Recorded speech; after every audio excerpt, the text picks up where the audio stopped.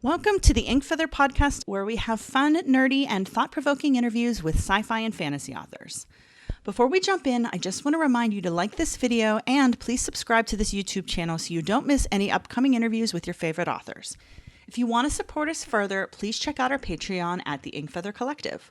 For less than 1 cup of coffee a month, you can help bring fun, new, nerdy content straight to you right here.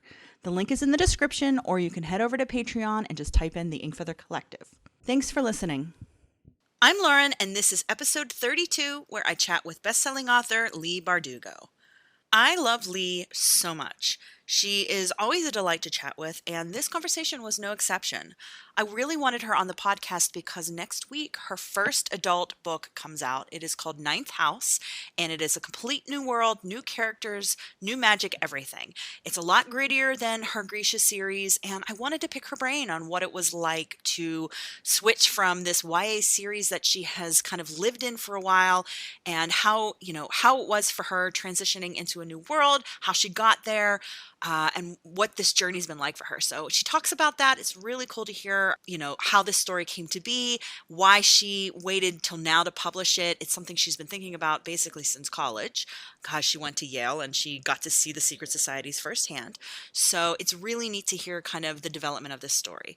Also, this is a really deep conversation. We kind of go to a vulnerable place where we're talking about being real online, about being vulnerable, about, showing those parts of yourselves that aren't just picture perfect all the time. We talk about ritual and self-care and about loving yourself and body positivity.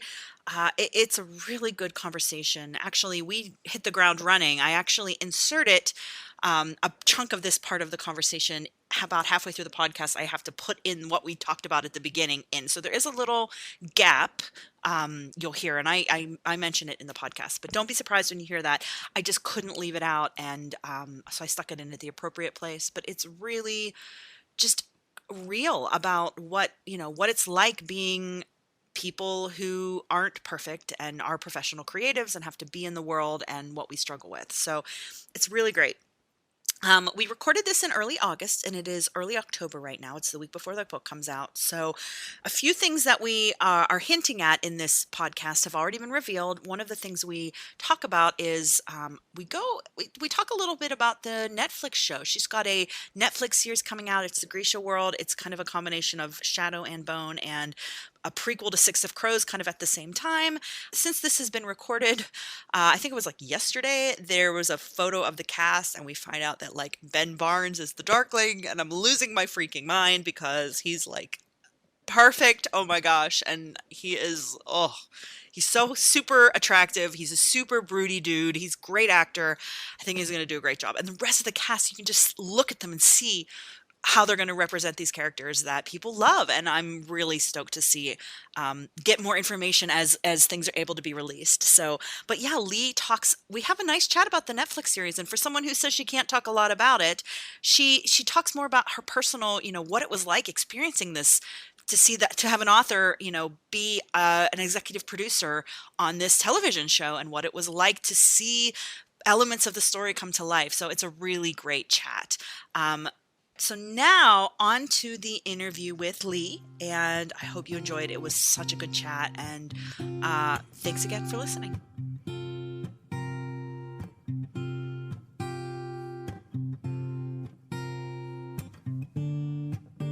Hi, Leigh. Welcome to the Inkfeather podcast.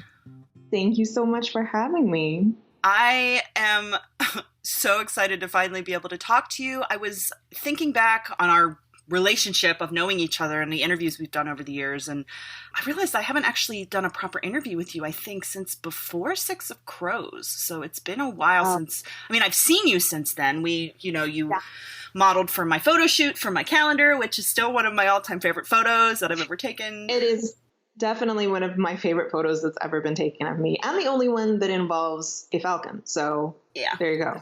Banshee, she was the best. Yeah, it was a good day. And then I've seen you on tour and various events and stuff. But yeah, I've been thinking back when I was prepping for this.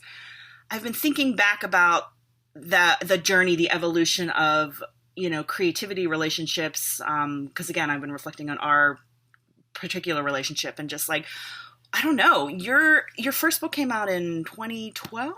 Yeah, 2012. How has this journey been like changing for you? Because I mean, again, just thinking of knowing you over the years, like this past year seems like it's been like the craziest year of your life. It genuinely has been, honestly. Like, and there have been some crazy years in my life, but I think the thing I always say is when you're sitting down at a table and you're writing that first novel, you have no idea where it may go, and you kind of have to be prepared for it to go nowhere. Yeah. And you kind of, one of the great wars of art is to make art when nobody is looking and nobody cares. And I try to emphasize this because I feel like people put their work out there so early now, and I know there's a value to that, but I also think artists don't get a chance to keep work to themselves for a time. So a lot of voices get in our heads early in the process now. But I had no idea I was ever going to end up here. And to be totally honest, I'm still sort of trying to figure out the territory. Like, we're supposed to start shooting the Netflix series in, I guess, less than 2 months now. Wow. In Budapest. And there's still, oh my God, that's so cool. It's really cool, but it's also like, is this real? Is this really happening? There's a part of I'm such a disaster artist that I constantly think that it's all a great hoax. And so I'm sort of waiting for the bottom to fall out. But, it is a very different, I think, if you have aspiring writers listening, I think the life of a writer changes a lot once you get published. And then it seems to change with every single book. And it's very hard to anticipate and sort of preserve your creative process when all of that is happening. I actually remember you recently talking about that at around San Diego Comic-Con. You did. You've been very active on social media. You do a lot of great Instagram stories, and frankly, I love them because you're very vulnerable, which I think is a necessary thing in art. And I think that people need to show their real selves, and I love that you do that. But it really had me thinking just about, you were just saying that there's these pros and cons to everything, and it's like I get to do all these wonderful things, but then it's like, where do I find the writing time now too? So it's like, how do I balance those elements in my life? And it's constantly that evolution. I mean, life is just crazy. I can't even fathom, because you have 2 books, technically 3 if you count the journal, come out this year. Oh, is that true? Is that right? Yes, it's true. Okay. I made a point because I was curious if you did a book. So I have every book that I saw come up except like the little short stories. And you had 2 in 17 and then 3 in 19 if you count Ninth House, which is coming out. Yeah. I mean, as far as Instagram goes, it's hard for me because you don't quite know what the line is between the personal and the professional. Nobody knows, right? Like, we're all it's all Wild West out there. But I do really hate the idea of only posting your highlight reel and only posting the beautiful meals and the beautiful travel and, oh, look, a starred review. Like, that's all fantastic. But I think it creates an unrealistic expectation. And it also means when you get, like, I hope that a lot of my followers who are writing books, because I know a lot of them are, I hope they are going to sell those books and that they're going to be debut authors and that they're going to be in the game. And I don't want them to arrive at that place and think, why is my experience not looking like the thing I was promised, the life I was promised, because I think that's so damaging. And why is my writing experience not this magical thing where I clock, 6,000 words a day and I just feel great all the time? And why is my editorial letter so long? I think we have a fundamental misunderstanding of the creative life in media and culture. And I think that keeps people from, especially the people who we most want to hear from, the people who are working that second job or who haven't been able to go to grad school or who are living in the margins. They're the people who I think are most damaged by these sort of unrealistic expectations. So I try to do my part, but there's also, I'm a very private person and then, so it's a balance. But What's funny is I felt really nervous about not having a book out in 2017? 2018, it said. Based on the Goodreads, Wonder Woman and Language of Thorns was 2017. Yes, Language of Thorns was 2017. And then I was freaked out because in YA, it's like you do a book a year or it's like you died. It's like you vanished into a black hole. And for all of us out there who are writing, I think there's this fear that you're going to be forgotten, or that this dream job that you've been lucky enough to make your way in is going to be taken away. That said, I absolutely needed that year because I was working on 2 very long books, as well as the journal. So King of Scars and Ninth House are both pretty, for me, I don't write, 1,000-page tomes, but they both clock in at over, I guess, 130, 140,000 words. And Ninth House has a tremendous amount of research in it. Yeah. And sort of had to be written in between writing other projects. So having that time was really necessary for me. And honestly, there's going to be a long break now because I'm involved in the show, and because, it just eats up your time in ways you didn't anticipate. And I wouldn't trade it for anything. I am keenly aware of how lucky I am, and I'm very grateful for it. It's just a different set of challenges. And the learning curve is you're kind of learning on the job every day. You're which is barely treading water, kind of like, I'm here. Oh my God, how do I do all these things? It's interesting because you're saying in regards to publish or die, the feeling of that in YA. I mean, even if the Netflix stuff wasn't happening, doing Ninth House, publishing an adult novel, your first adult novel that's not a Grisha book, you've got all these new elements already that are kind of scary or exciting scary, however you want to define it. Yeah. I love that you're staying true to your craft, though, and also your vision of the stories you want to tell, because, I mean, even though you are doing a King of Scars duology, there's another book that's going to come. Holy crap, we all hope so, because you left us on the biggest cliffhanger of our freaking lives. I'm so sorry. But yeah, I think that being able to continue with your writing journey on your end and tell a story that, you said has been cooking since college, essentially. Yeah. And having the mental freedom to give yourself that permission to do that too, which is really cool. I mean, I think it's about having the right people in your corner too, who are willing to take the risk with you. This is a very different book for me, and it is not just, I think some people just are like, oh, it's adult. There'll be a few more scary scenes, or there'll be some sex. And I'm like, no, this is a very dark story, and is dealing with things that are happening right now, every day to women on campuses, and that has been happening since I was an undergrad and before. And I wanted to deal with those things in an adult way and in an honest way. And so I knew that I wanted to write this story in this particular way, but it meant that a lot of people had to make a leap with me. It meant going to an adult imprint. It meant having a new editor. It meant my agent saying, yes, go and do this thing you care about, instead of continuing to just write in this world that's been very safe, and that I've been lucky enough to continue. Like, writing Grishaverse novels has been wonderful for me, and I hope to never stop doing it. But it means having people who are backing you, who are willing to say, yeah, do it. This is what you wanted to do. Go and do it. And we're going to take this gamble with you. So I've been very lucky that way. Obviously the book has yet to come out, but just from the buzz and the excitement of your fans who are very loyal, just them taking that leap with you and being excited about it. I was saying to Leigh before we started recording that I am getting the book soon. I have yet to read it. So this is actually a weird new territory for me. It's almost like a non-negotiable rule for me to interview an author before I read the book, because I want to be able to have the deeper conversations with them. I just don't have the book yet. So I'm like, well, we have enough to talk about. We've talked over the years about various things. So there's enough meat here, and I felt safe that it would be a quality interview. But, it'll be fun to see this deeper, darker writing of yours. I hope so. It'll be really fun. For those who are listening who maybe don't know what Ninth House is about, what's like the elevator pitch?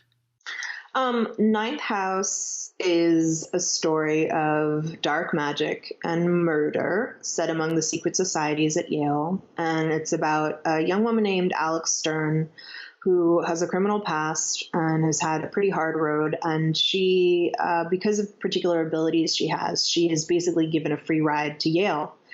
And the book is really all about her trying to navigate this world of privilege and power and dark magic. For those of you who don't know, this is not really the elevator pitch. This is the podcast pitch. For those of you who don't know, the societies are very real. There are a bunch of secret societies at Yale, but the most famous ones are known as the Ancient Eight, and they're the 8 most established societies at Yale. They've been around for a very long time, and they have these incredible buildings around campus that are essentially clubhouses, but that are called tombs because excluding one of the societies, they're all windowless. And, when I was an undergrad, I was kind of obsessed with them because if you are a fantasy reader or writer, this is our jam. Like, this is, of course we want to know what's happening in there. And the idea that there's something mundane going on is just no, there's something magical there's no way. and mysterious that we want access to. So for me, and these societies also have a ridiculous number of powerful alumni that have come out of them, presidents and secretaries of state and Oscar winners and Broadway playwrights, and just this ridiculous lineup of famous people and powerful, influential people, hedge fund managers and Wall Street players, the people who make and break economies. And I thought, well, what if they weren't just old boy drinking clubs? What if these places were actually repositories of occult magic? And what if each society represented a different branch of this arcane magic? So that's really where the story began for me and the world began for me. And honestly, the process of writing was really more about discovering Alex and discovering Alex's journey, which took me some unexpected places. But it was an intense writing experience. But it's one that you said you got the idea when you were in school, like you said, being obsessed with the ideas, which, a meeting house with no windows and there's like secret stuff going on. I would absolutely be like simultaneously freaked out and really curious. Yeah, this was something that, when I was that age, I wanted to be a novelist, but I also wasn't thinking, okay, well, this is a book idea. It was just one of those things that sort of caught in my consciousness and held. Mm-hmm. And then when I first signed with Jo, when I had submitted Shadow and Bone to her, I came off the slush pile. Like, I had just submitted it blind with a query letter. And when I signed with her, one of the first things agents ask you is, what else have you got? What other things would you like to write? Which is why I always tell people, if that first novel doesn't sell, don't worry about it. Like, that, your second novel may sell or your third novel may sell. And the first question will be, what else have you got? And you're going to be like, guess what? I have all these other ideas. Yeah. So this was one of the first ideas I pitched to her, but we knew it didn't fit into YA and we weren't sure where it did fit.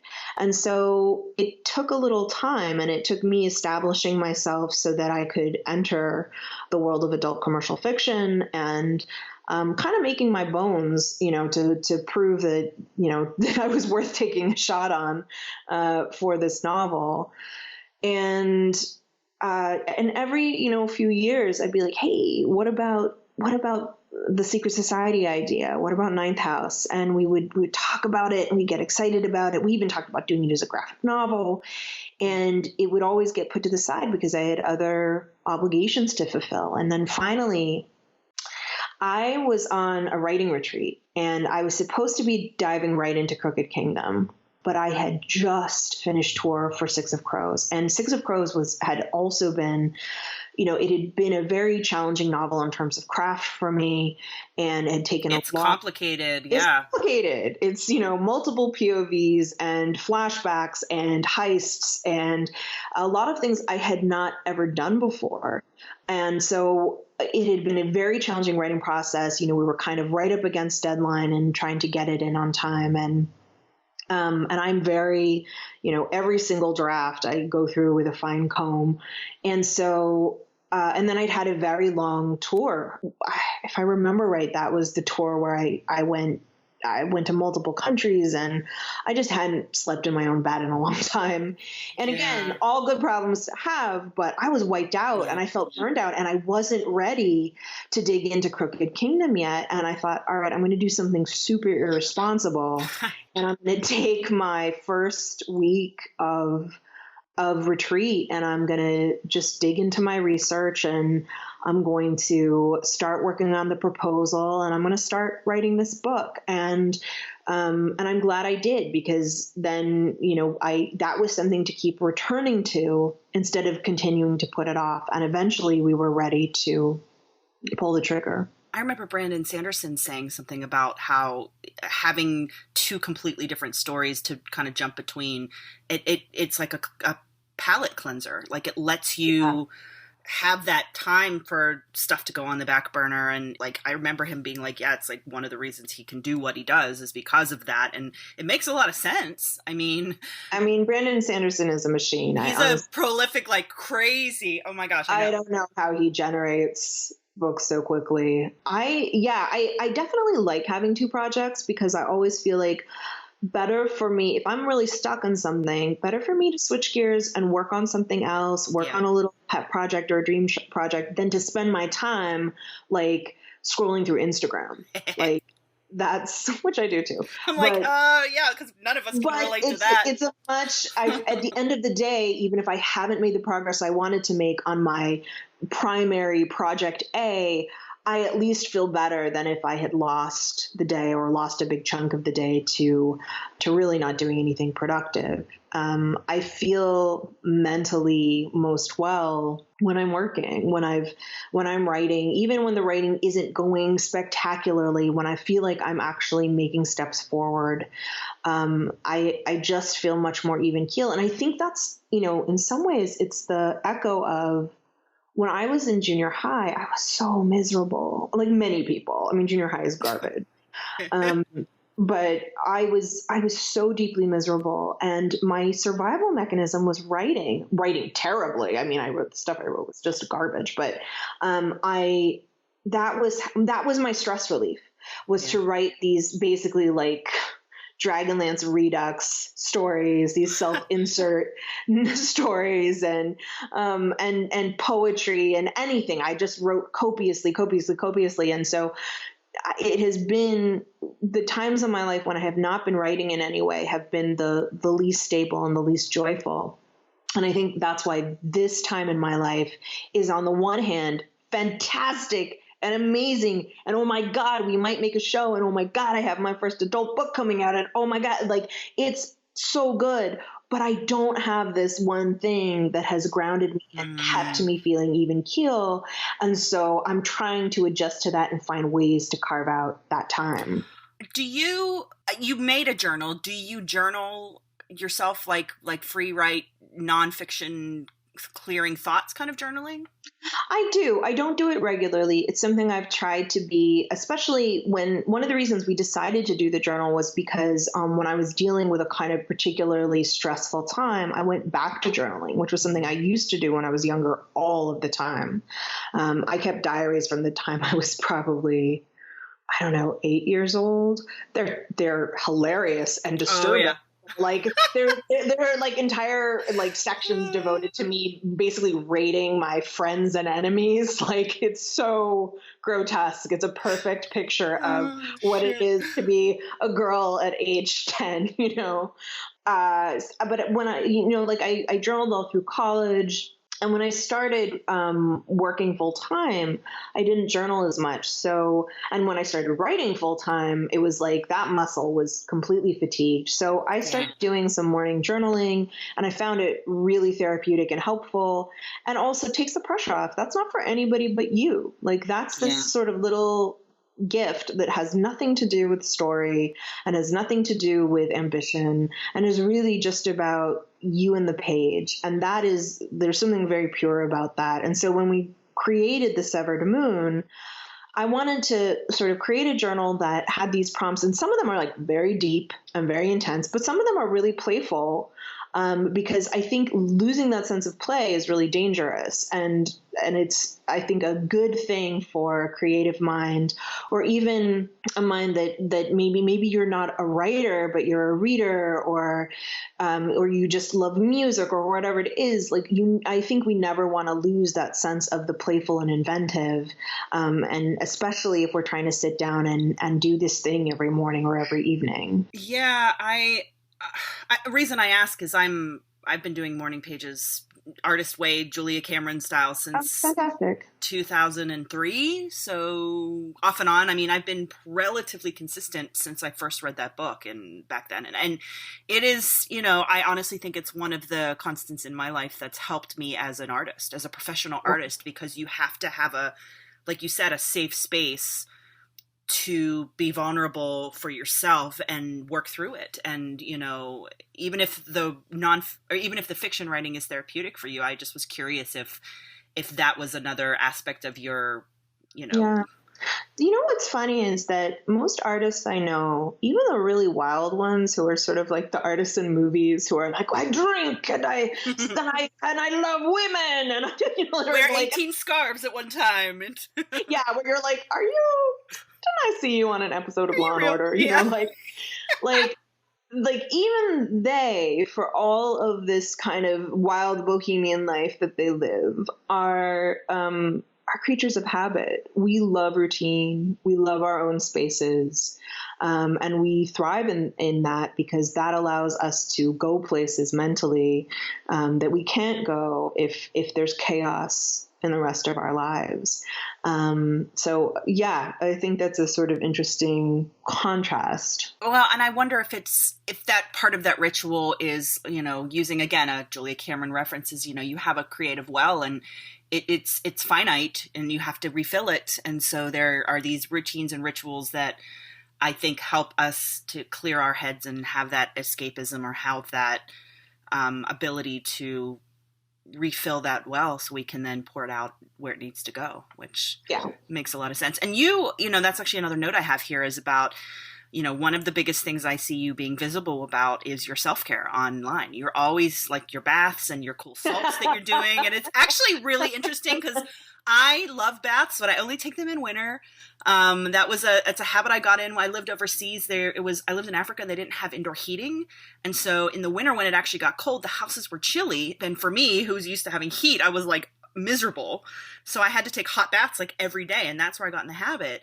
But I don't really use accessories. I just like a hot bath, I don't know, and I love seeing your soaps and your cool colored things, and it's really fun for me to see because it's not something that I personally connect with, and I find it really interesting. I love that you have that, self-care ritual of your I think that we all crave ritual, especially most of us live in a very sort of modern secular way. And so everybody's looking for ritual. And I also think as a woman with a disability, as a fat woman, I think that there's, being connected to your body is really important.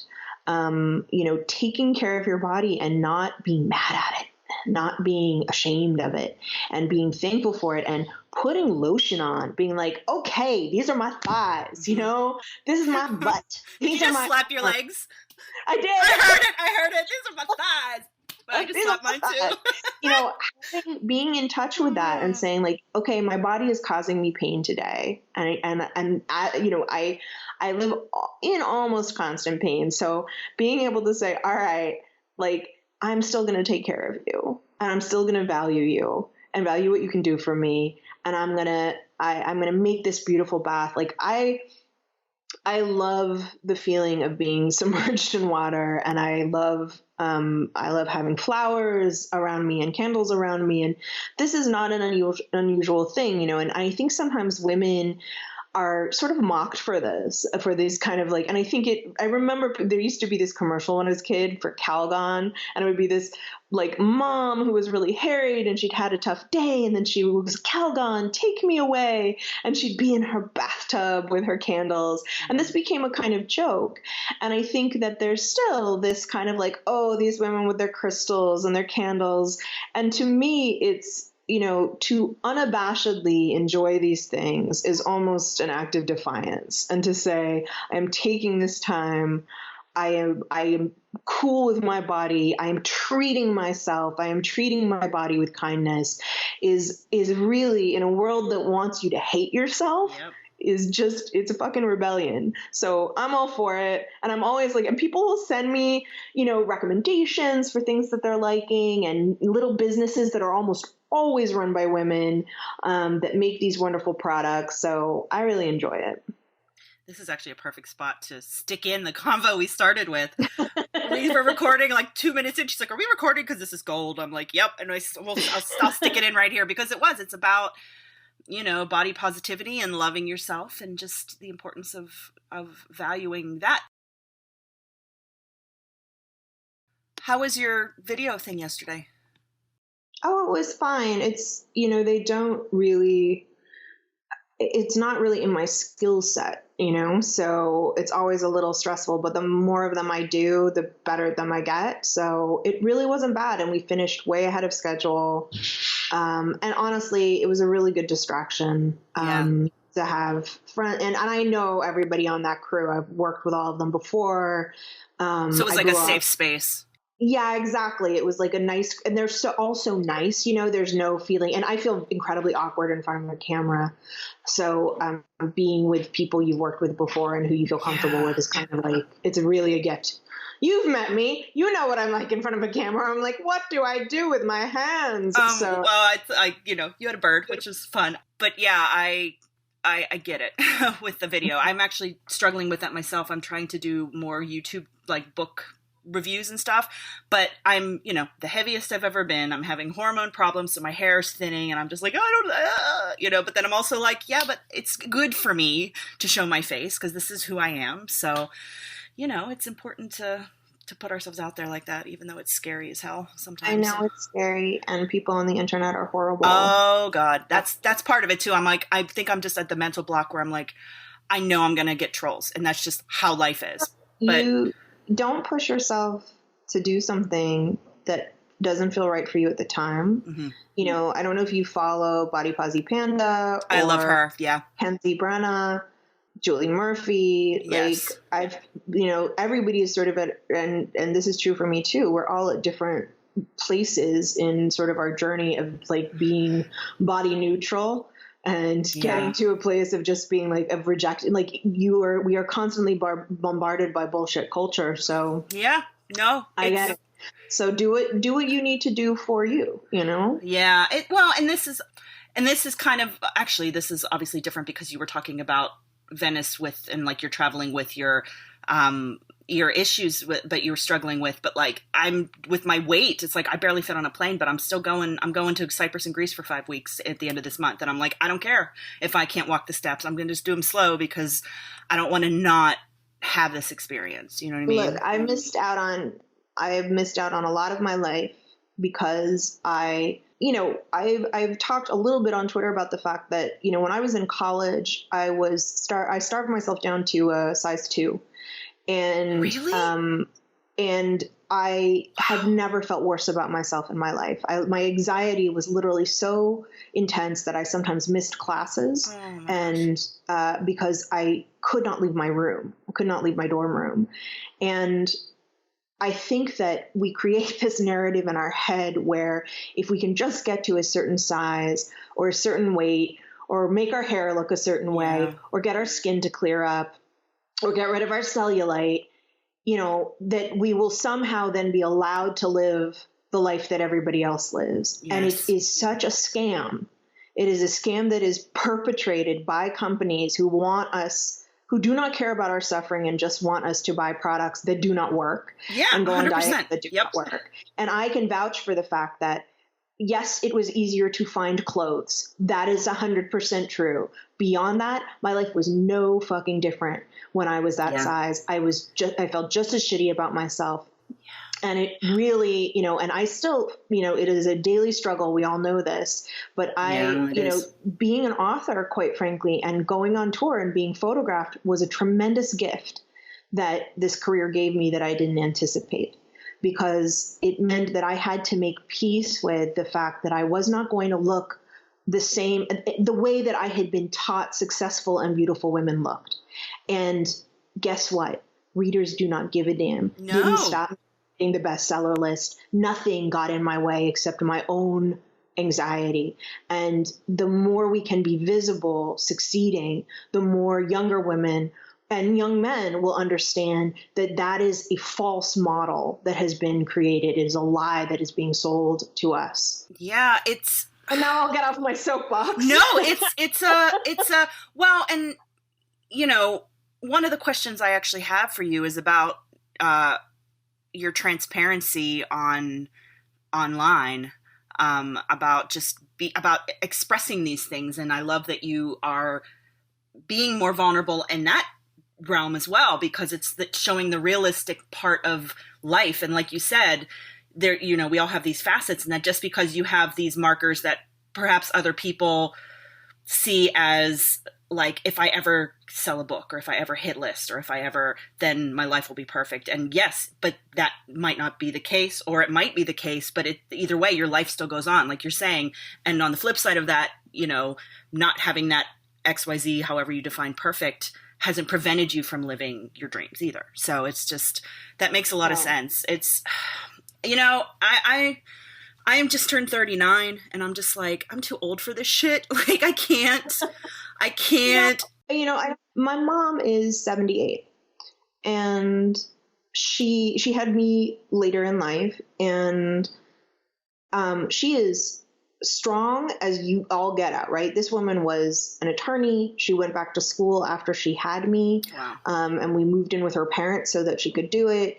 She is now physically probably the strongest she's ever been in her life. She swims a mile every morning. I couldn't swim a mile. I can barely wow. Right. Okay. She goes to the Y and swims her mile.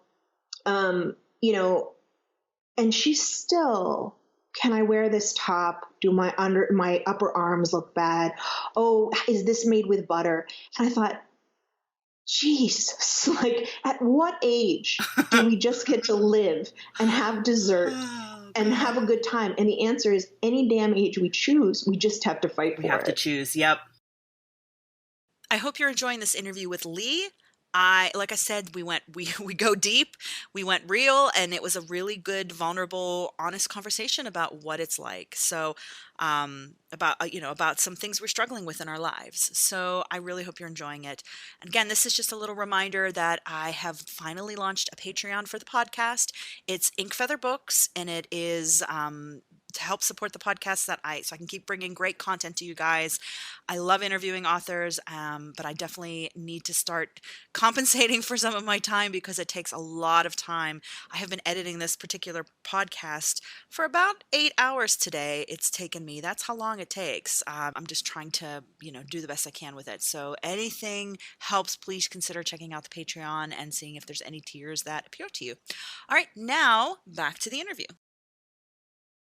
Going back to being an artist, and I say professional artist. I'm used to saying that term. It's, again, that's maybe one of my issues. It's validating myself. It's I do this full time. Mm-hmm. It's what? Because people who aren't real artists. Makes no sense.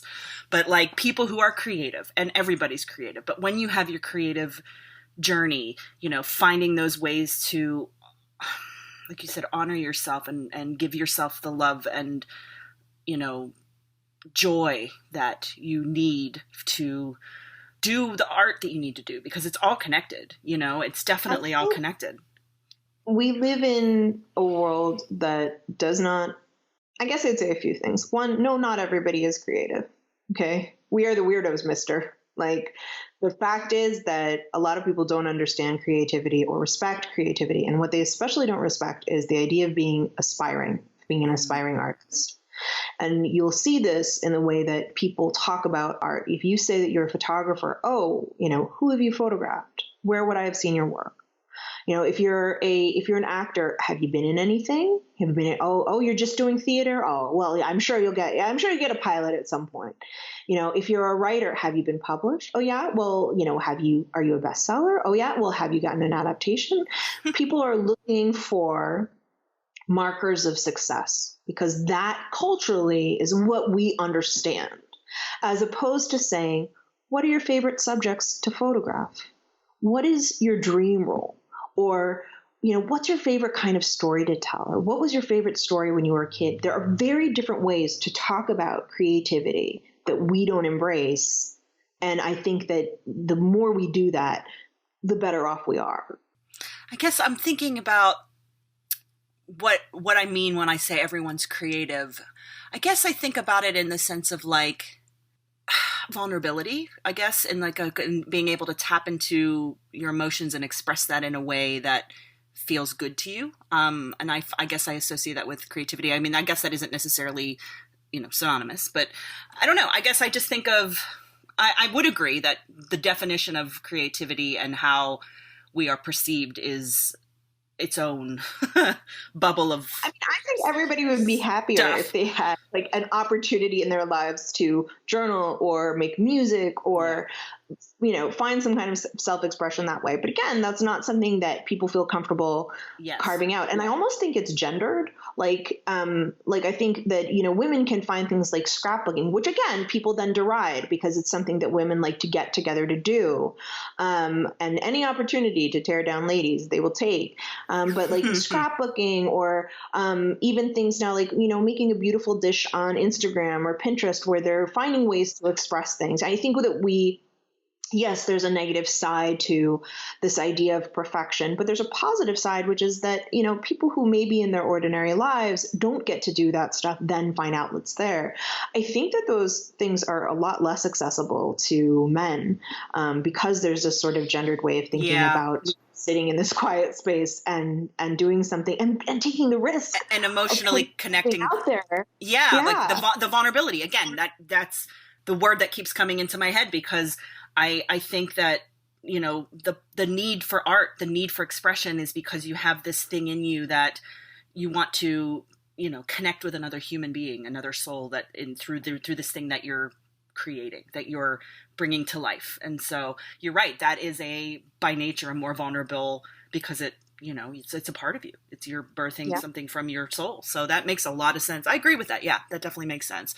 But yeah, I don't know. I just think about these things as a creative and just the ways to, again, balance your life and make sure that you can do your art the way you need to do it and still have the life that you want and finding all those parts, I guess maybe that's why I have that note here about you being transparent on social media a bit more is because I know that you're on the privater side of a person and the fact that you are willing to be real with people. I mean, even taking this step when, writing Kaz and talking about you needing a cane and having to express that part of yourself too is vulnerable because that's, being yourself and putting out and saying, hey, I'm not this, as you said, however we define, perfect person or how society defines perfection or whatever, and just, but being real. And I think that's the stuff that makes the good art. For sure. Yeah, I mean, I can say that, I don't want to give this idea that I've somehow conquered this stuff. When I was at Comic-Con this last year, we were going out to a party on Thursday or Friday night, and I decided not to bring my cane. I'm like, okay, well, we're going to be in cars, and, we have 2 stops, and, I'm not going to have to walk. And I didn't want to, and I told myself that it was because I was going to, if I want to eat or I want to drink, it's going to be hard to have my cane with me. And I, can't bring my purse. And, I had sort of told myself that this was, but I think it was also like I felt self-conscious about walking around with my cane, despite the fact that I've, been a cane user now for, going on 4 years. And boy, did I pay for it because we couldn't get to where we were going and had to walk multiple blocks to get there. And then we couldn't get a car to go to the next stop. And I was so beaten down by the end of that night, and I paid for it for a week after. And when I came home, I was like, hello, Kane, I love you. I'll never leave you again. But I really, to pretend that I don't still have, I just don't want to pretend that I don't still have a lot of this internalized struggle. Because it's, when you grow up in culture, you absorb stuff and you absorb a lot. And it's still a fight sometimes to remember that this is not something that I have to fight against. This is actually something I can embrace. Well, and again, it's just, it's that breaking of this idea of perfection, however we define that. So even if it's like the perfect life of being vulnerable, like even going back to that, like you're saying, it's just living as a person. I don't know. I think we're all looking for things that are real. I think the people who are, if you're, I don't know, creatives to people who connect with stories, people who connect with art, it's that soul connection there. Seeing people be real and vulnerable, I think it is something that we can enjoy and relate to in some ways. And, because it reminds us of the humanity of life. I know that's kind of a deep thing to say, but I don't know. It just, I enjoy, like I had, Susan Dennard's another one who's very visible. She's, always very open about things she actually did a whole interesting, newsletter series about breaking down her finances as a quote unquote, she's like, I'm a New York Times bestseller from this series, but like, what does that actually look like for writers and to say, hey, it's not like I'm like, Scrooge McDuck here swimming in gold. This is how the numbers work and what the reality is. And I'm feeling blessed, but it's also like you're saying, the expectations of writers going into things. And I think that's so ballsy. I think Suze is really forthright about her personal struggles, her professional struggles. And she's a really good writer too. So I think that there's never this kind of, I should be getting mine, from it. It's that kind of candor, I think, is super rare in our business because I think we've sort of been taught to fake it till we make it. So I have nothing but respect for that. Yeah. I'm just thinking about, the visibility of people and seeing, based on who I'm following online and the different creatives on their journeys. So yeah.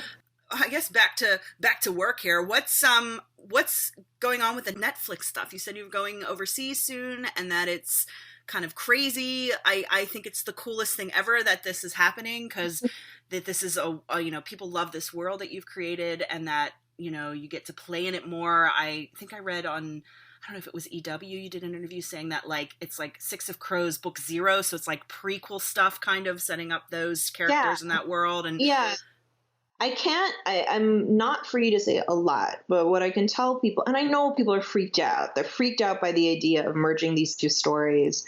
And look, I can't pretend that there isn't some anxiety in me because you don't know where you're going to end up. I can tell you that the starting place, the initial scripts and the approach to this is awesome and works beautifully and gives respect to both stories. And I know people are like, but how? And I really can't talk about it. But there's a lot of fun stuff in these scripts. There's some really gratifying stuff with the crows that you get to see them early on. That's, I think, quite fun. And I'm, we've done some of our leads are now cast, which I'm very excited about. And if all goes according to, it's been hard for me because, at different stages, I've realized that how big the machine is behind this show and how many people are involved. And, I am an executive producer, but that does not mean that I have veto power over anything. I don't. I can advocate for things that I feel are important. I can, throw up red flags when I feel that something is going wrong.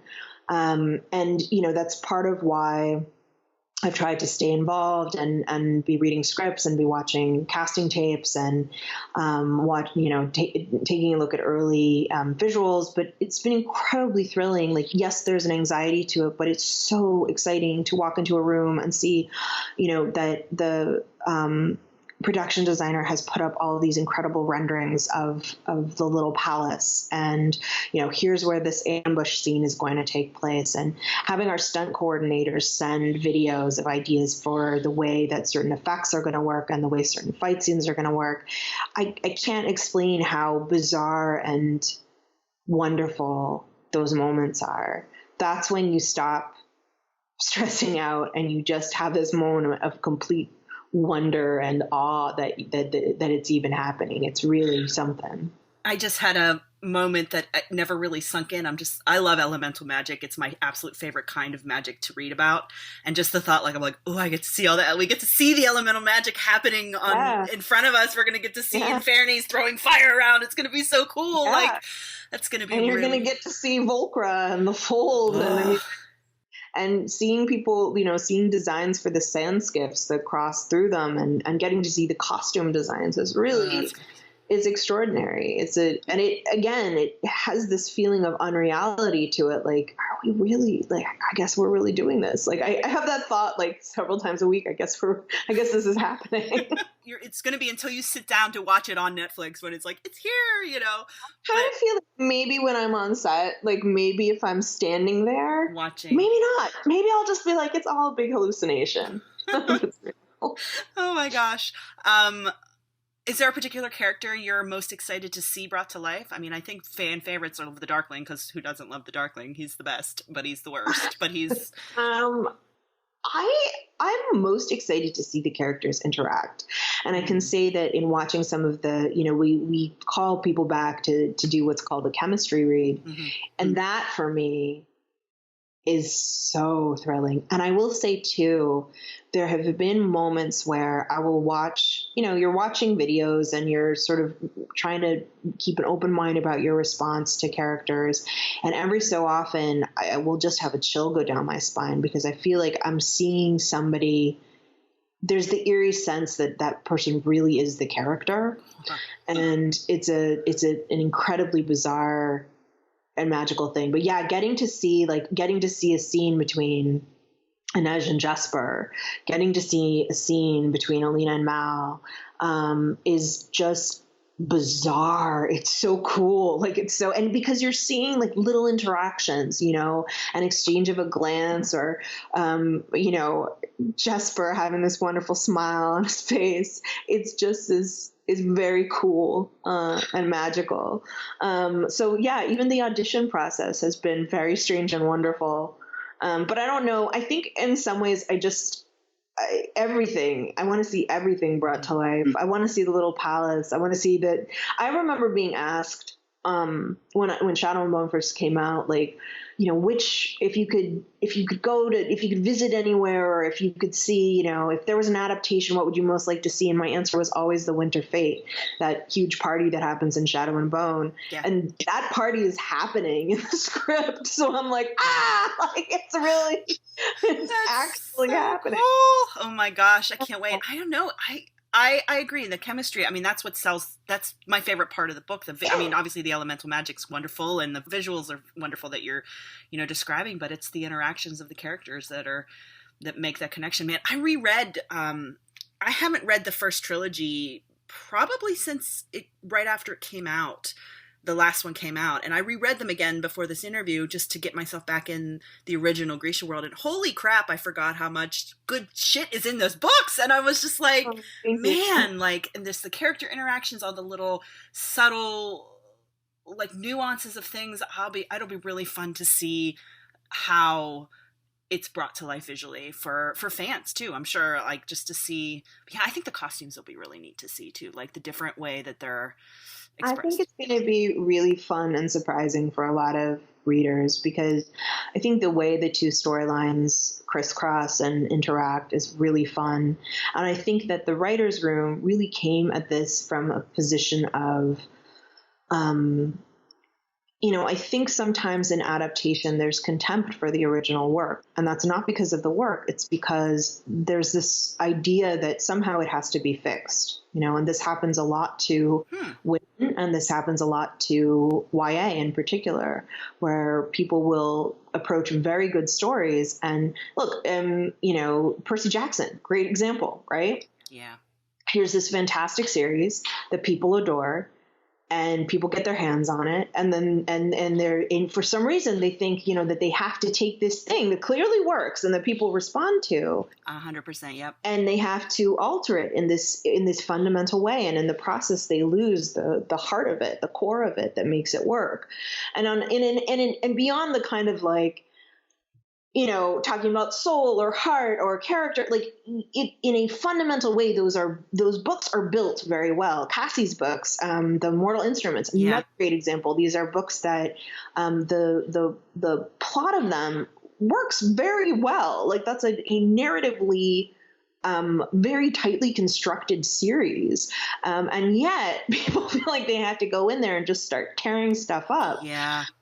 And I think that there's a lot of changes that were made in, this is not a page for page adaptation for Shadow and Bone, but I think there was a lot of respect for what worked and what they responded to as readers. And that is really gratifying. So again, I have no idea what the final product will be like because there are so many cooks in this kitchen, but at least, I feel like we began and are now in a very good, very positive place. Good. That's feels like it's, to you, the creator of these worlds, at least it's keeping the spirit of the world in the story. That's good. Yeah, and Eric Heiser, our showrunner, is not just, a lot of people talk the talk in Hollywood, but this is a guy who said, this is not just, we're not just going to cast diversely. We're going to make sure that our writer's room reflects that. And it takes somebody who's in a position of power saying, we are going to build this, to really reflect what our morals are and our values are going into this show. That is a personal and professional risk that he took and that I think paid off so wonderfully because our writer's room is so kick-ass. Amazing. I can't wait to keep following along with what happens. What is next on the writing block? I'm assuming you're working on, I'm working on a sequel to King of Scars right now. And I'm working on a little sort of secret project that is connected to the Grishaverse. But I won't start. I think I'm going to do a writing retreat at the end of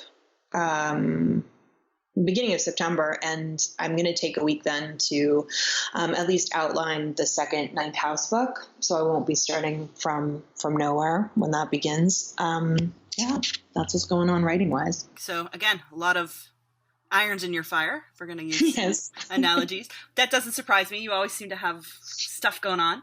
I'm glad we were able to finally, lock this down. It's just fun to chat and catch up.